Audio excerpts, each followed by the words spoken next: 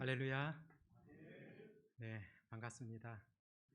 오늘 우리 예배를 시작하면서 청년들이 앞에서 열심히 찬양을 했었는데요. 청년들이 앞에서 찬양하는 거 우리 기성세대 여러분들 당연한 거다 그렇게 생각하시면 안 되거든요. 얼마나 귀하고 그 아름다운 모습인가 늘 절대 잊지 마시고요. 이 청년들을 위하여서 여러분들 늘 기도해 주시고 또 이 청년들이 더 아름답게 자라갈 수 있도록 또 여러분들이 협력하시고 또 맛있는 것도 많이 사주시고 또 그렇게 하시기를 바라고요. 제가 늘 어디 이렇게 가서 찬양할 때마다 하는 말 가운데 하나가 우리 앞에서 열심히 이렇게 찬양하고 또 악기 반주하는 청년들 이들도 참 많이 수고하지만은 더 눈에 보이지 않게 수고하는 그런 분들이 있거든요. 그래서 저는 참 늘 방송실에서 늘 수고하시는 저분들을 격려하고 좀 위로하거든요. 보면은 이 앞에 자막 띄우는 거 쉽지 않습니다. 그런데 저분들은 실수 한 번도 안 하면은 당연한 거고 실수 한 번이라도 하면은 왜 저런가 이렇게 생각하기 쉽거든요. 절대 쉬운 일이 아님에도 불구하고 오늘도 참 잘하시더라고요. 그래서 늘 방송실에서 묵묵히 수고하시는 분들 또 저분들을 늘 격려하시고 또 위로해 주시는 그런 교회가 되어지기를 바랍니다. 우리 어렸을 적에 좀 먹어보았던 또 많이 먹었던 음식들이 있죠. 이제 성인이 되어서는 그 음식을 좋아하는가요? 아니면은 싫어하는가요? 좋아하는 사람도 있고 싫어하는 그런 사람도 있을 겁니다. 저는 아마 말투에서 조금 느끼신 분들도 있을지 모르겠지만은 저는 강원도 정선에서 16년 동안 살다가 부산으로 좀 이사를 하게 되었거든요. 강원도 정선 하면은 많이 먹는 음식 어떤 게 있을까요? 네, 감자. 정말 저는 감자 어린 시절에 참 많이 먹었습니다. 어머니께서 해주시는 감자 요리 참 다양한 요리들을 많이 하셨더라고요. 밥 안에 감자가 들어가는 것은 늘 일상적이었고요. 반찬도 이 감자로 하는 것이 아주 다양한 것 아시는가요? 어떻게 써느냐에 따라서 또 양념을 어떻게 하느냐에 따라서 많이 달라지고 또 맛이 다르다고 볼 수 있죠. 또 정선 지역에서만 주로 정선, 평창, 영월 지역에서만 하는 감자 요리 가운데 하나가 감자 붕생이라는 그런 요리가 있습니다. 혹시 들어보셨는지 모르겠는데요. 감자랑 그리고 밀가루 반죽해가지고 같이 넣어가지고 하는 그런 요리입니다. 감자를 많이 먹어서 그런지 모르지만은 좀 지금도 이렇게 둥글둥글한데요. 그렇다면 제가 어렸을 적에 감자를 많이 먹었기 때문에 지금은 감자를 좋아할까요? 아니면 감자를 싫어할 것 같습니까? 네, 저는 지금도 감자 너무 좋아합니다. 아내가 가끔 이제 저에게 먹고 싶은 음식 무엇이냐 그렇게 물으면은 저는 감자탕 그런 이야기를 하거든요. 그러면 아내가 감자탕을 해주는데 사실 그 고기보다도 감자를 훨씬 더 많이 넣어줍니다. 저는 그게 너무 좋거든요. 그 양념에 들어있는 그 감자 참 즐겨 먹곤 합니다. 그렇다면 제가 밖에서 사 먹는 요리 가운데서도 이 감자탕 참 많이 좋아하거든요. 그런데 예전에 어느 식당에 가서 이 감자탕 요리를 먹다가 제 나름대로 좀 화가 났던 그런 적이 있습니다. 감자탕을 주문을 해가지고 이제 감자탕 요리가 앞에 나왔는데 아니 감자탕에 감자가 없는 겁니다. 저는 상당히 충격이었거든요. 아니 감자 좀 먹으려고 물론 고기도 좋지만은 감자 먹으려고 감자탕 시켰는데 감자가 없는 거예요. 그래서 가만히 있지 않고 사장님 불렀죠. 아니 사장님 감자탕에 왜 감자가 없습니까? 물어보았더니 사장님이 당당하게 이야기를 하시더라고요. 손님, 원래 감자탕에는 감자가 없는 겁니다. 이 감자라는 것은 손님이 생각하는 감자가 아니라 고기의 이 특정한 부위를 감자라고 하기 때문에 감자탕에 감자 안 들어간다고 이야기를 하더라고요. 아니 듣도 보도 못한 그런 소리를 하는 겁니다. 아니 그것이 맞다고 하더라도 저는 감자탕에는 당연히 감자가 들어가야 된다 그렇게 생각했거든요. 나중에 제가 그럼 궁금해가지고 백종원 씨 감자탕 레시피를 한번 보았어요. 너다섯 명이 먹는 감자탕에 돼지 등뼈가 3kg가 들어가고 큰 감자 5개가 들어간다 그렇게 적혀 있더라고요. 우리가 흔히 붕어빵에 뭐 붕어가 없다, 또 칼국수에 칼이 없다, 뭐 그렇게도 이야기하는데, 아무리 그렇다 해도 저는 감자탕에는 반드시 감자가 들어가야 된다, 그렇게 생각하고 살아가고 있거든요. 제가 언젠가 설교를 준비하면서 이렇게 타자를 치다가 기독교를 이렇게 쳐야 되는데 오타가 났어요. 가만히 보니까 기독교의 그 기억이 좀 빠졌더라고요. 그래서 기도교 이렇게 되어 있던데요. 그 자판을 보면서 고치면서 문득 이런 생각이 드는 겁니다. 기독교에 기도가 빠지면 어떻게 될까? 우리 기독교에 기도가 빠지면은 과연 우리가 기독교 또 교회라 말할 수 있을 것인가? 감자탕에 감자가 없으면 그냥 기분이 나쁜 것으로 끝나지만은 기독교에, 우리 교회에 기도가 없다면은 이것은 교회라고 볼 수 없는 거죠. 생명력이 있다 말할 수가 없는 것이죠. 오늘 우리 이남전도회 헌신 예배 드리는데 우리 모든 성도들도 마찬가지지만 특별히 이남조회, 남전도회 회원들 좀 집중해서 들어주십시오. 정말 여러분들에게 필요한 것이 무엇인가 오늘 말씀을 통하여서 좀 적용하시기를 바라고요. 오늘 본문 말씀을 들여다보면 이스라엘 백성들 의지하는 대상이 있었습니다. 사실상 모든 사람들 의지하는 그런 대상이 있기 마련이죠. 뭐 그것이 절대자가 되었든지 아니면 사람이 되었든지 의지하는 그런 대상이 있기 마련입니다. 출애굽기 1장 말씀을 보면은 애굽에 거주하게 된 이스라엘 백성들 그 이름들이 언급되어지죠. 요셉이 애굽에 와서 또 총리가 되어졌고 또 기근을 피하러 왔던 그의 형제들, 그들이 이제 이 애굽 땅에서 정착 생활을 하면서 점차적으로 애굽에 거주하고 있었던 이스라엘 백성들이 많아지지 않겠습니까? 출애굽기 1장 7절 말씀 한번 보면 이런 말씀이 기록되어 있습니다. 이스라엘 자손은 생육하고 불어나 번성하고 매우 강하여 온 땅에 가득하게 되었더라. 애굽 땅에 지금 어떻게 되었다는 거죠? 점점 많아져서 가득하게 되었다. 또 시간이 흐르다 보니까 요셉도 죽게 되어졌고 또 요셉을 알고 있었던 애굽 왕도 죽게 되어지죠. 시간이 조금씩 흐르다 보니까 이제는 사회적 분위기가 조금씩 달라지기 시작합니다. 예전에 요셉이 있을 때만 하더라도 애굽 왕이 요셉이 총리뿐만이 아니라 요셉이 함께 왔던 가족들, 이스라엘 백성들 아주 높여주었거든요. 그런데 시간이 흐르면서 점차적으로 분위기가 달라지게 되는 것이죠. 출애굽기 1장 8절을 보니까요. 요셉을 알지 못하는 새 왕이 일어나 애굽을 다스리더니, 그러니까 이제는 요셉을 알지 못하던 왕이 이제 가만히 이제 이스라엘 백성들을 둘러보게 되어지는 것이죠. 그러다 보니까 백성들이 너무 많은 겁니다. 그러면서 이 왕이 어떤 생각을 하냐면은, 차 이스라엘 백성들이 지금 우리 땅에 많은데 만약에 이 땅에 전쟁이 벌어졌을 때, 이웃 나라가 우리 애굽을 쳐들어왔을 때 저 많아진 이스라엘 백성들이 우리 편이 아니라 상대방 편에 서면 어떻게 될 것인가 걱정을 하기 시작하는 것이죠.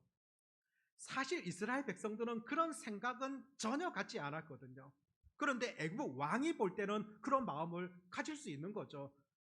저 애굽 그 이스라엘 백성들 저렇게 많아지면 나중에 어떻게 될까 고민을 하기 시작합니다. 결국 새 왕이 어떤 일을 계획하고 진행하는가요? 1장 11절에 보니까요.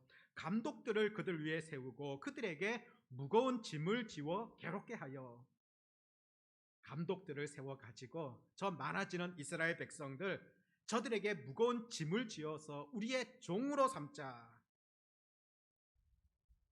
그래야지 저들이 훗날에 어떤 일도 할 수 없을 것이다. 그렇게 지금 애굽 왕이 생각하며 그 계획을 실행하는 것이죠. 그런데 1장 말씀에 보면은요, 12절에 보면은 학대를 받으면서도 이스라엘 백성들은 점점 더 번성하게 되죠. 번성하니까 더 엄한 일들, 고된 일들, 힘든 일들 시키게 됩니다. 14절에 보면 어려운 노동도 시켰다, 그렇게 말씀하고 있고요. 그뿐만이 아니라 애굽 왕은 그래도 마음이 놓이지 않습니다. 그래서 산파들을 시켜가지고 저 이스라엘 백성들이 아들을 낳으면 다 죽여버리라. 딸이거든 살려두고 아들이거든 다 죽여버려라. 왜 아들만 죽일까요? 남자는 군사력이지 않습니까? 곧 군사력이 되다 보니까 이스라엘 백성들 가운데 아들은 다 죽이라고 그렇게 애굽 왕이 명령을 하는 것이죠. 이런 시대 속에 누가 태어나죠? 네, 이런 시대 가운데 모세가 태어나게 됩니다. 어떻게 본다면 이스라엘 역사 가운데 가장 암울했던 그 시점에 남자라면 다 죽게 되어지는 그 환경 가운데 모세가 태어나게 되죠. 그런데 하나님께서는 모세가 태어나는 과정들을 전적으로 간섭하시고 이끌어 주시죠.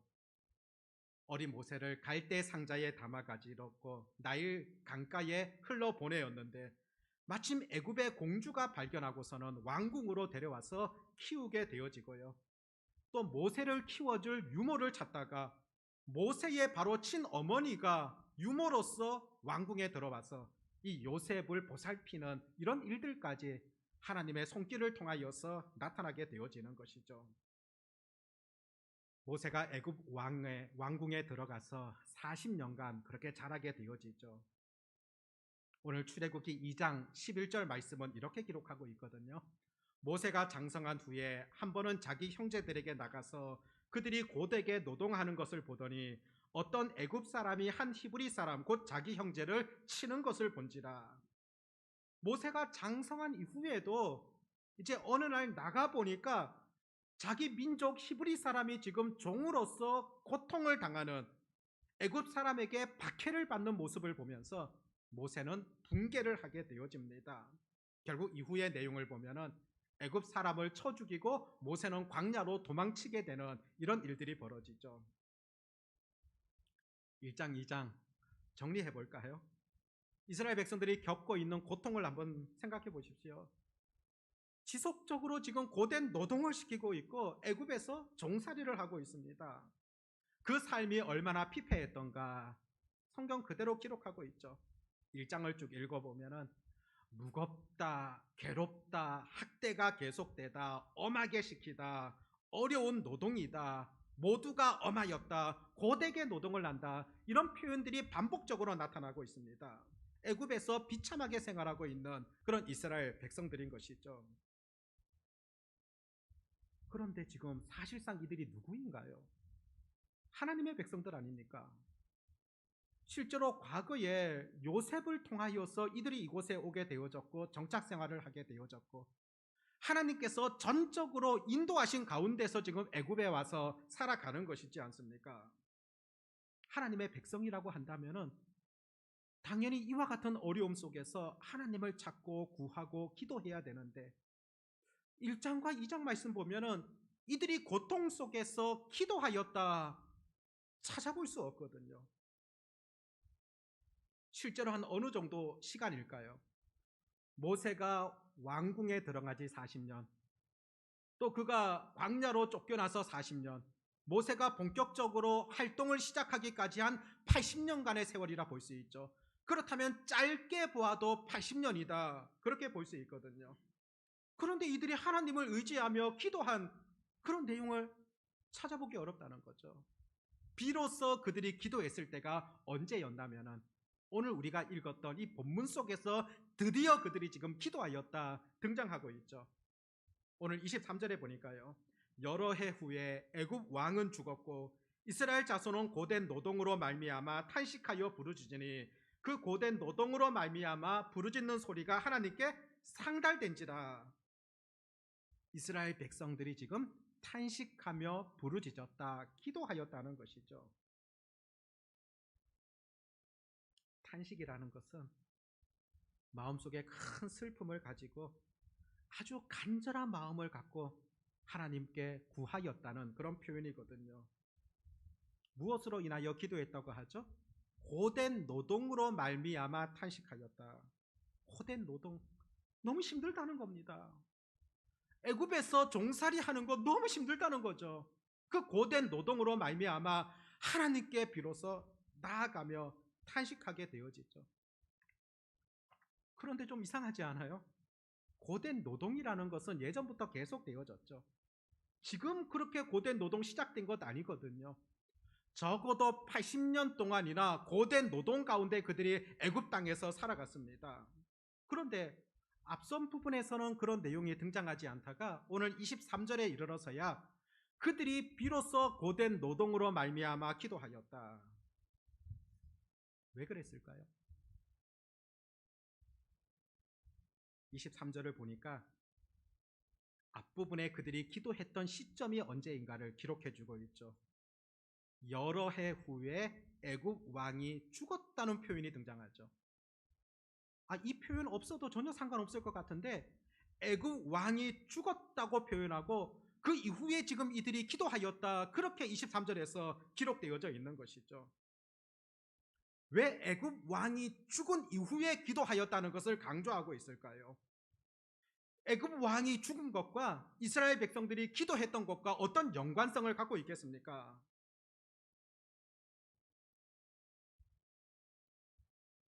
한번 생각해 보십시오. 이스라엘 백성들이 고통을 당하고 있었던 그 시점, 무엇 때문이죠? 출애굽기 1장을 보니까 요셉을 알지 못하는 왕이 등장함을 통하여서 이 고통이 시작되어졌습니다.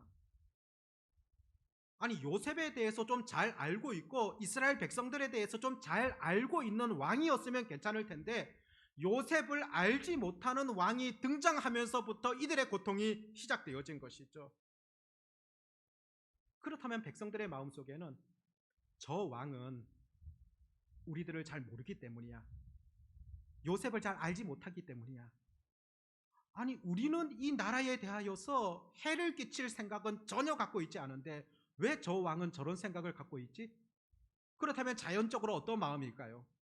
자, 그러면은 우리 한번 좀 기다려보자. 저 왕은 우리를 이해하지 못하지만은 새로운 왕이 또 등장한다면 우리를 이해할 수 있을 거야. 그런 가운데서 이들이 기다렸던 것은 지금 현재의 그 왕이 죽거나 그 왕을 그만두기를 기다리고 있는 거죠. 저 왕은 우리를 오해하고 이해하지 못하고 있지만은 새 왕이 나타나면 우리를 이해할 거야. 그렇다면 현재 이 왕은 우리들을 고통 가운데 몰아넣고 있지만 새 왕이 나오면은 우리들을 이해하고 이제는 종의 신분에서 벗어나게 해줄 거야.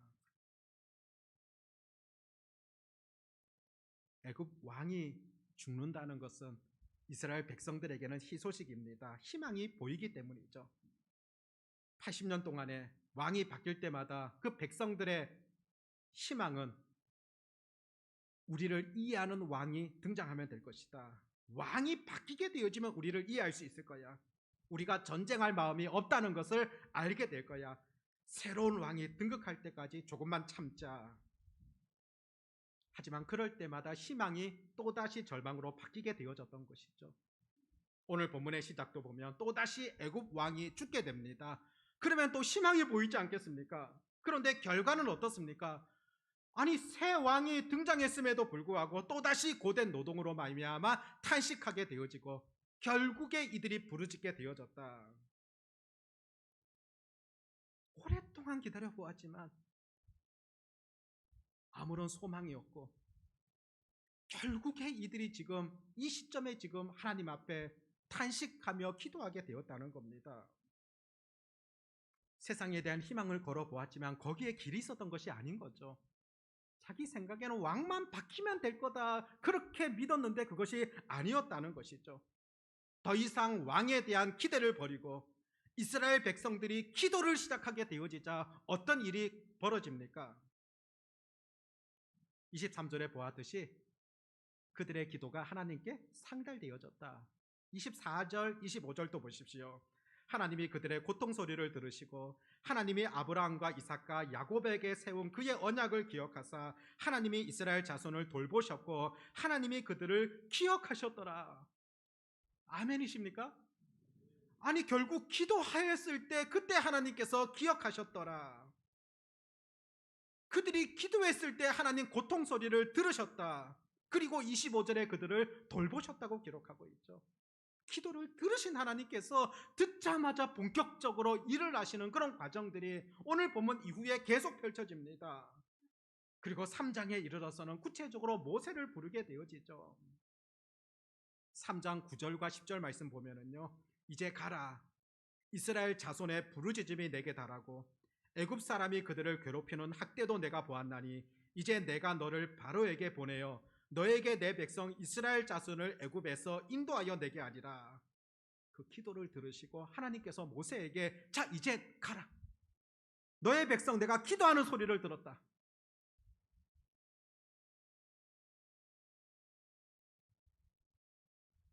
해결점이 어디에 있었습니까? 이스라엘 백성들은 왕이 바뀌는 것에 소망을 걸었죠. 환경이 바뀌는 것에 그들의 소망을 걸었던 겁니다.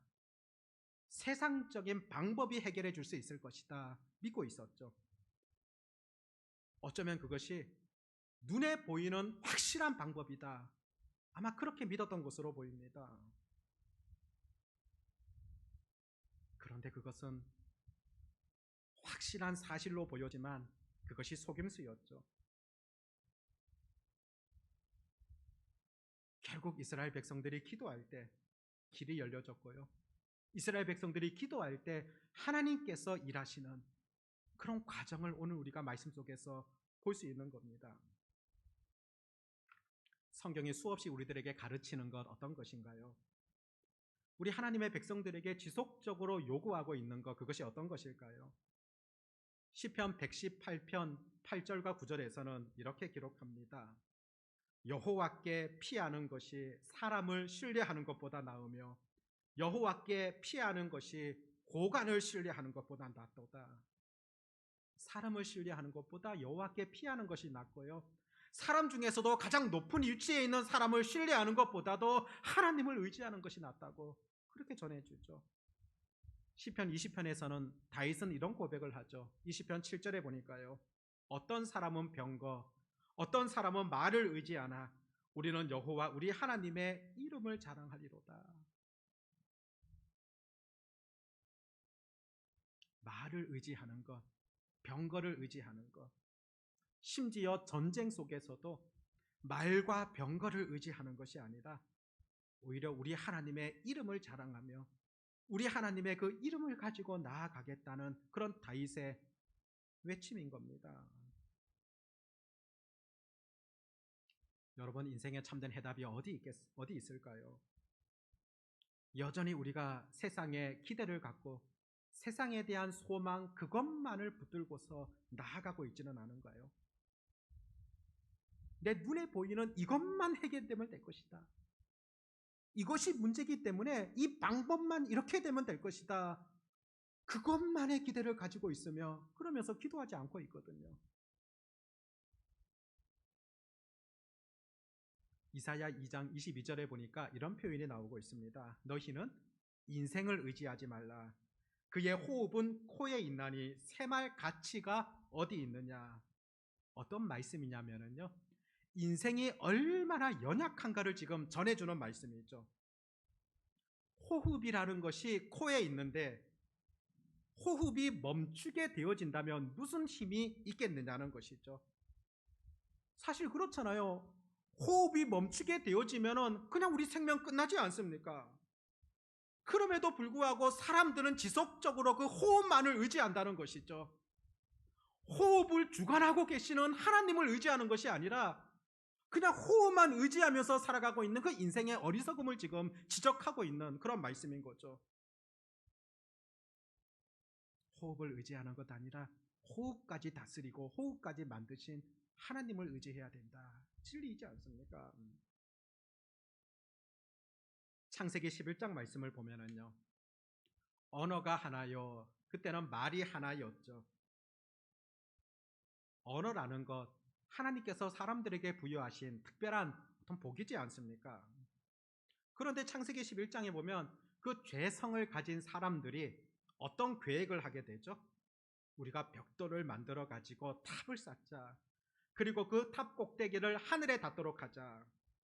하나님에 대한 인간의 욕심이며 야욕인 것이죠. 우리도 하나님처럼 되자. 그런 생각이지 않습니까? 또 우리가 힘을 합쳐서 해본다면 우리도 하나님의 능력처럼 될 수 있을 것이다. 그들의 생각인 것이죠. 이 모습을 보셨던 하나님께서 어떻게 하십니까? 저들이 하는 것을 막아야 되겠다. 그러면서 하나님께서 그들의 언어를 혼잡하도록 만들고 있죠. 그리고 그들을 강제적으로 온 지면에 흩어놓으시죠. 하나였던 언어가 나누어지게 되는 역사적인 사건입니다. 창세기 11장을 통하여서 그들이 하나였던 언어가 바벨탑 사건을 계기로 하여 하나님처럼 높아지겠다, 이런 사건을 계기로 하여서 언어가 흩어지고 사람들이 흩어지게 되는 그런 일들이 기록되어지죠. 근데 이 바벨탑 사건과 대조적인 사건 하나를 우리는 볼 수 있거든요. 사도행전 2장 말씀을 보면 예수님께서 승천하신 이후에 오순절날에 제자들과 여러 성도들이 함께 모여 기도했을 때 어떤 일이 벌어집니까? 성령 충만을 받았던 사람들이 성령의 언어로, 방언으로 말을 하게 되어지죠.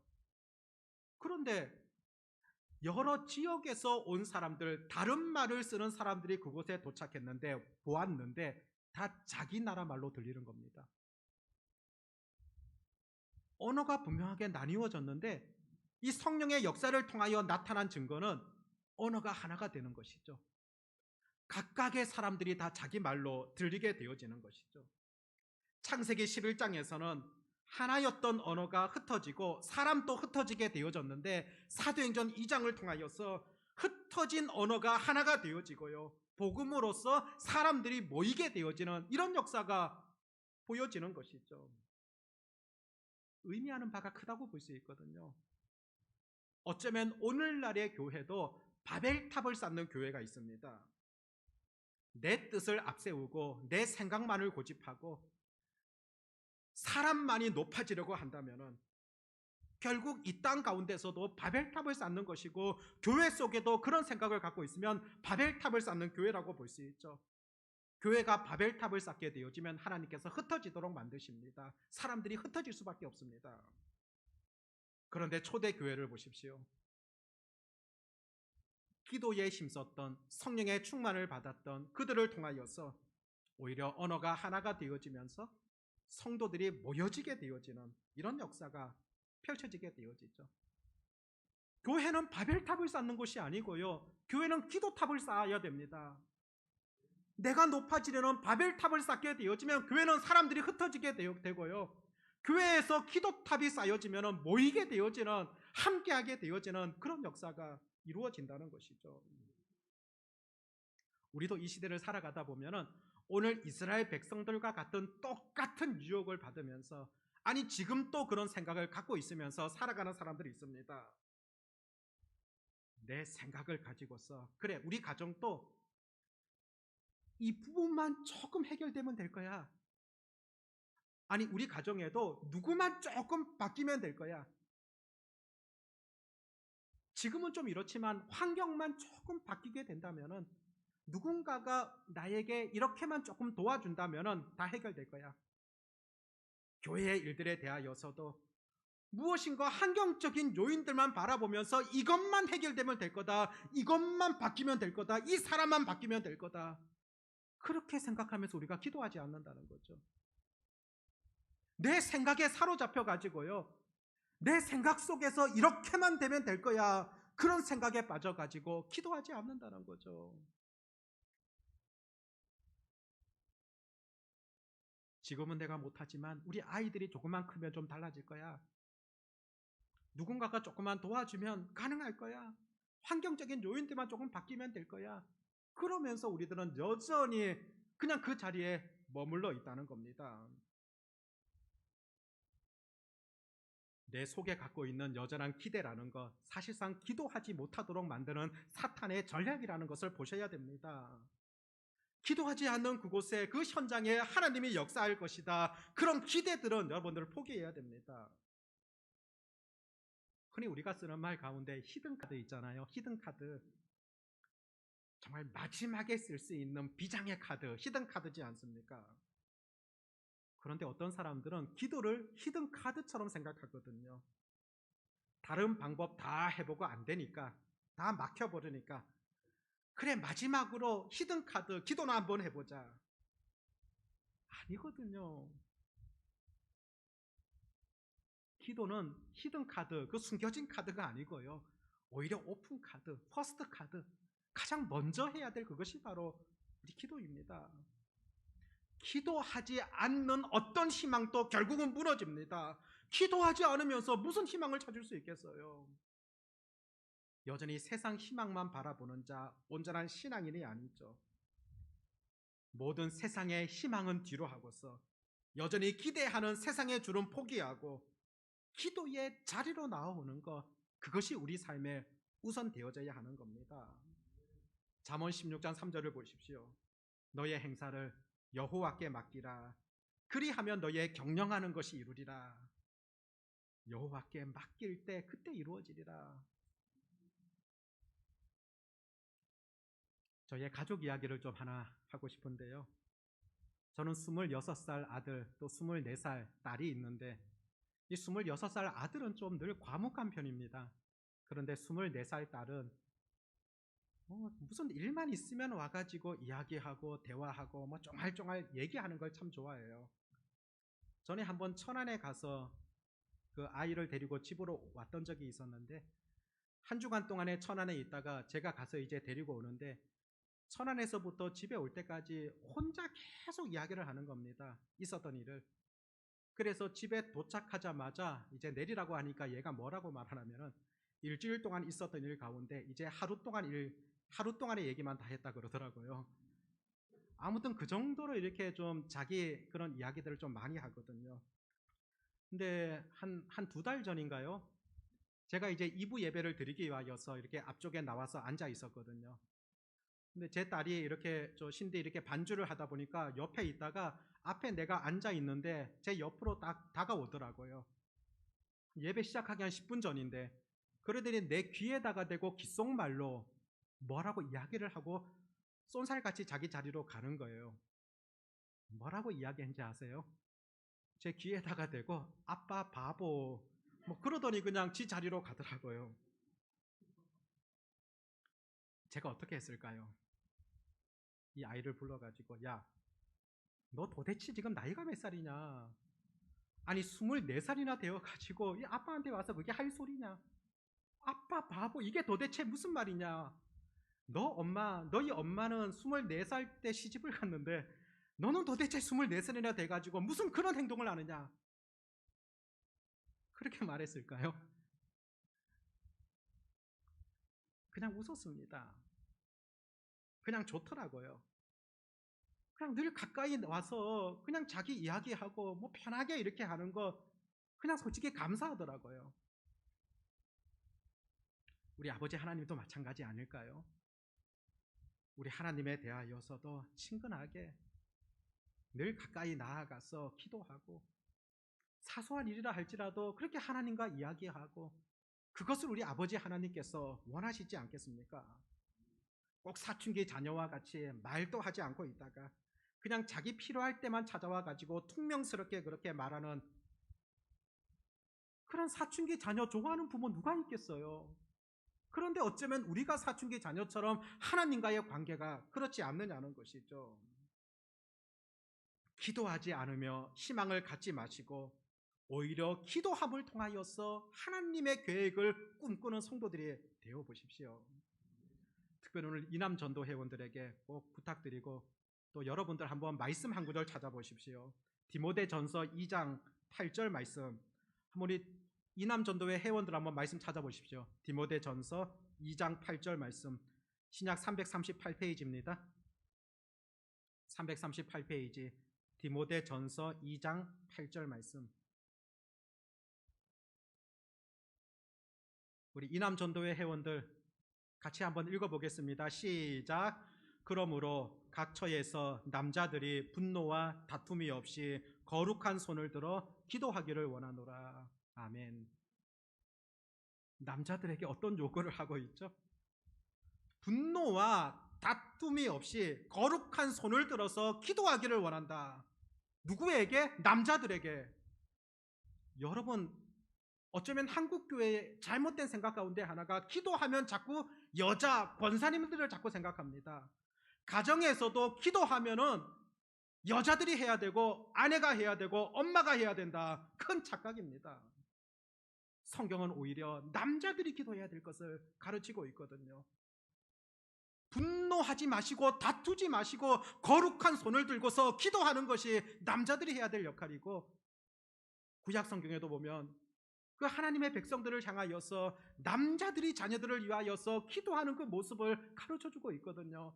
가정에서 남자들이 기도할 때 그 가정이 바뀌게 되어지고, 교회에서 남자들이 기도할 때 그 교회는 변하게 되어집니다. 이남전도회 회원들, 오늘 이 말씀 꼭 기억하시고요.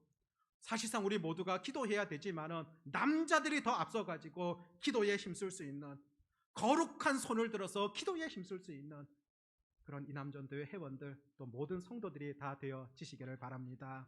기도하겠습니다. 하나님 아버지, 오늘 말씀을 통하여 주시는 그런 교훈들을 저희들이 얻게 되어집니다.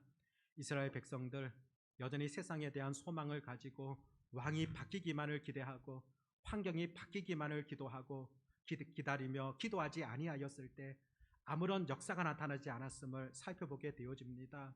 비로소 그들이 기도를 시작하였을 때 그때 하나님께서 일하셨고 하나님께서 계획을 이루어 가셨음을 깨닫게 되어집니다.